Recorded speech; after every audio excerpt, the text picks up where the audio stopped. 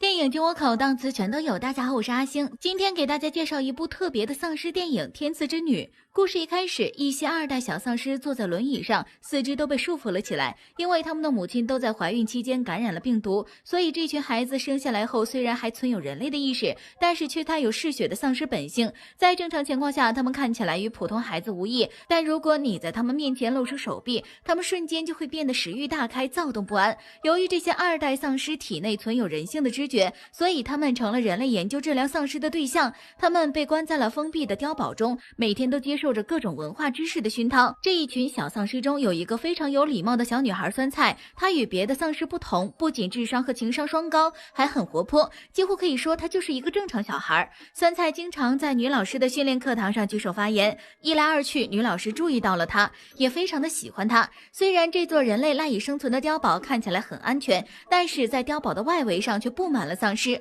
不管士兵们怎么开枪都处决不完。照这样下去，碉堡迟早也会被攻破。为了尽快研究出治疗丧尸的解药，碉堡内的女科学家按耐不住了，她直接将最有人性的酸菜带到了实验室，打算对她进行开颅研究。女老师在得知这一消息后，赶紧跑去阻止。在女老师看来，酸菜并不是丧尸，而是一个活脱脱的人。科学家和女老师发生了争论，还动上了手。可惜最后女老师还是被赶了出去。没多久，丧尸们冲进了碉堡，还咬伤了实验室里的一个女助理。仅几秒钟的时间，女助理就变成了丧尸。她追着女科学家就想咬，虽然女科学家最终成功逃跑，但酸菜却依旧被绑在了试验台上。女助理来到酸菜面前却没有咬她，可能是因为酸菜也是丧尸的原因吧。酸菜用旁边的手术刀割断了束缚带，赶紧逃离了实验室，冲出碉堡大门。现场一片混乱，成群的丧尸见人就咬，非常疯狂。这一瞬间，酸菜最担心的就是自己的女老师，她眼疾手快，迅速从丧尸口中救下了老师，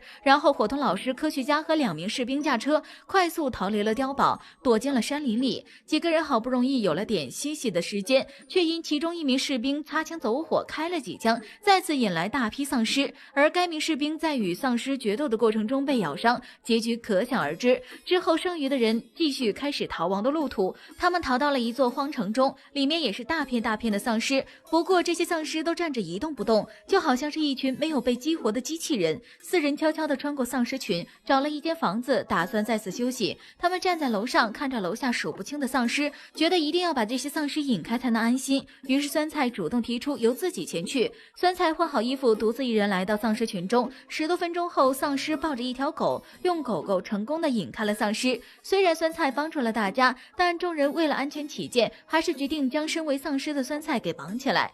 第二天，大家悄悄地来到城市的街道上巡视，看到街上有一棵由真菌藤蔓绕成的参天果树，它的根部长在丧尸的脑袋上，看起来特别的瘆人。科学家走近观察，立马就发现了不妙，这棵树上结着的果子里长满了丧尸病毒，一旦果子成熟裂开，那么丧尸病毒就会通过空气传播给所有人类，到时候人类会集体变异成丧尸。吓坏了的几人赶紧离开了此地，在附近找到了一辆房车，打算临时休息一下。在这里，他们发现了一群跟丧尸一样的二代丧尸。酸菜为了保护女老师等人不受伤害，提出要和二代丧尸群的头目单挑，谁赢谁就当老大。一番激烈的斗争后，酸菜用智商打败了头目。虽然酸菜救下了众人，但科学家并不领情，反而还妄想用毒气迷晕酸菜，继续研制治疗丧尸病毒的解药。这下可惹怒了酸菜。酸菜一气之下点火烧掉了那棵参天果树，一瞬间果子里的病毒向全世界蔓延。故事的最后，酸菜凭借着过人的才智和胆识，